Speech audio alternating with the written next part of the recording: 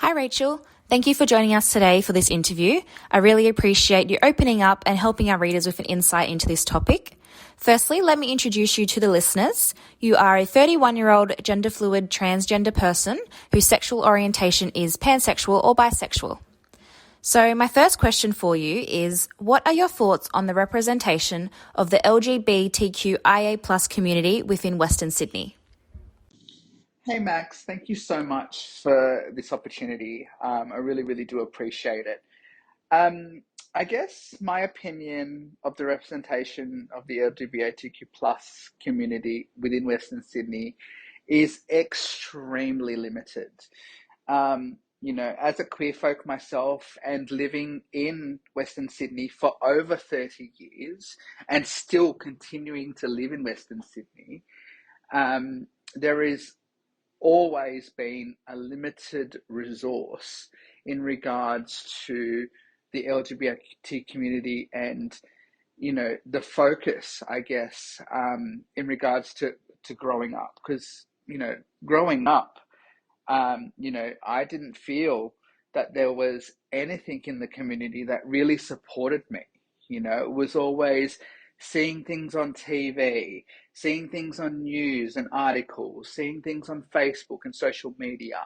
There was not really anything that comes to light when you think of LGBTQ plus safe spaces in Western Sydney. There are a lot now that are coming out that are safe spaces, and businesses are learning and incorporating that, I think, because they're realizing that is now a focus point in regards to who we are culturally as well, as people.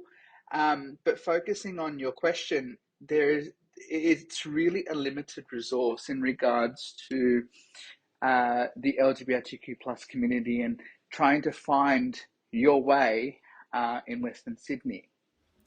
In your personal experience, have you felt more accepted with your identity in the city or in Western Sydney?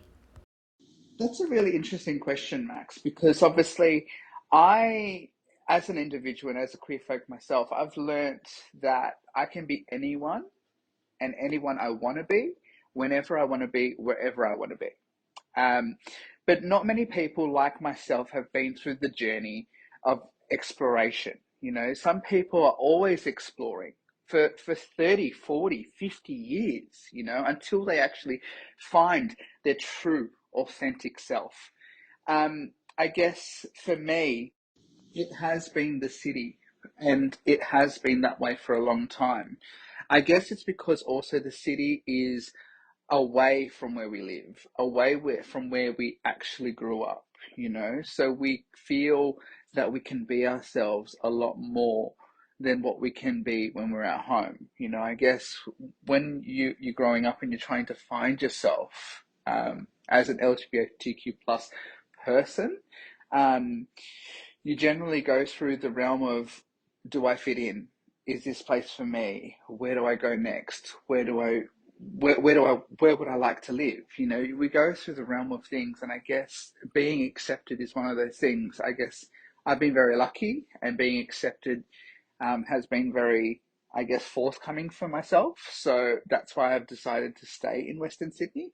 But majority of people, I guarantee you ask them, they will have the same opinion as me, and is that you are more accepted in the city. The city is quite diverse in regards to cultural, sexual, and every single background you can think of is literally at your fingertips within the city. If you think of, Parramatta, or you think of Penrith, you're thinking of a white, diverse background. And it's not, I guess, as accepting as you would say, than the city. So I know that you have worked closely with Pride and diversity teams before. Are there any initiatives or groups that you could recommend that are driving campaigns in Western Sydney? Yeah, definitely, Max. Look, Pride and Diversity is a national non-profit employer support program that specialises in LGBTQ plus workplace and inclusion. It's more so HR, organisational change and workplace diversity. But you also have ACON Pride inclusion programs where they're social initiatives. Obviously, majority of people know as ACON as basically the largest HIV prevention and HIV support network for the LGBTQ plus peoples. But ACON doesn't just stop at supporting the LGBTQ plus community, because it also supports our allies. Now, our allies are like yourself, for instance. But definitely, there are, so many programs that, we could rattle off. You have the LGBTQ plus Health Australia. You have the Australian Queers Archives.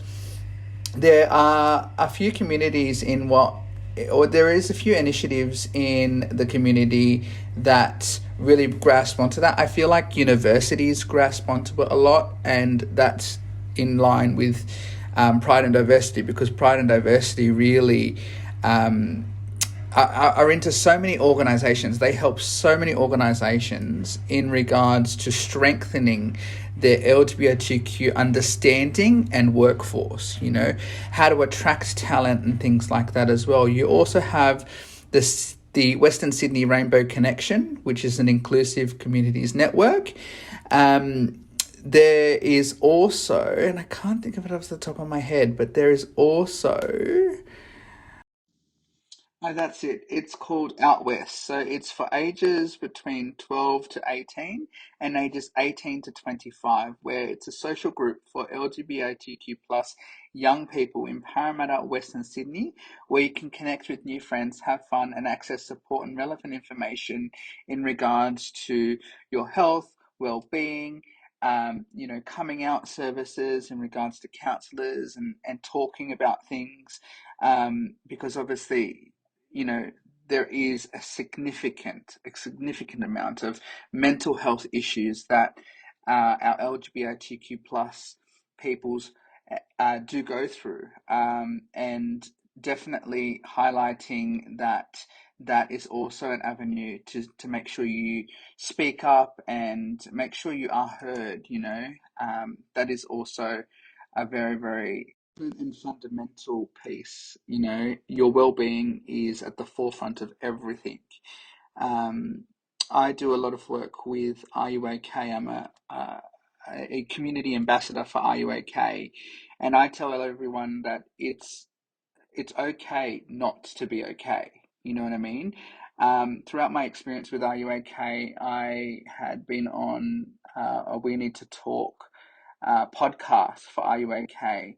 And I just not want to stress that if you or someone needs extra help and you need guidance, your mental health, as I said, is at the forefront of everything that you need to be doing.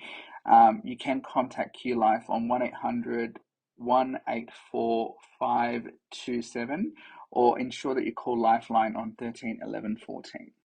And in regards to the social aspect of things, there was once upon a time, I don't know if it's still active actually, but there was once um, Heaven's social dance, where they would bring drag queens from basically the city and surrounds that were new, upcoming, or known from the city, basically, into Western Sydney. And that used to be a thing at a local RSL. I don't know if that's an actual thing anymore, but as we talk about, safe spaces, and I feel like we are getting better, and we are progressing.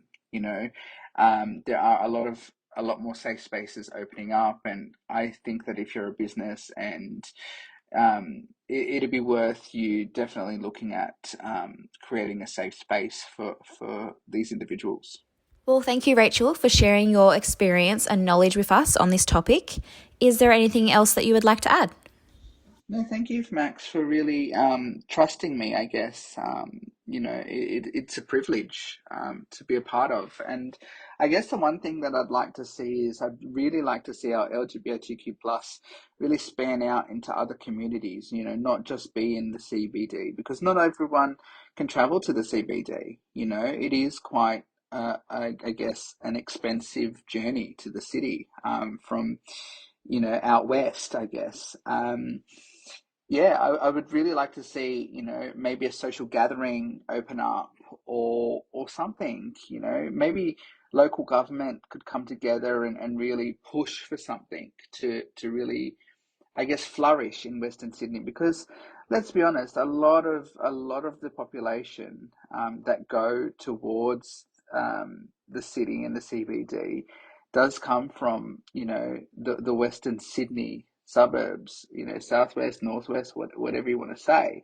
I really feel that another gathering point would really, really, really be really appreciated and forthcoming. I think a lot of people would actually love that avenue instead of tracking to the city. But yeah, thanks, Max, for the opportunity. I appreciate it.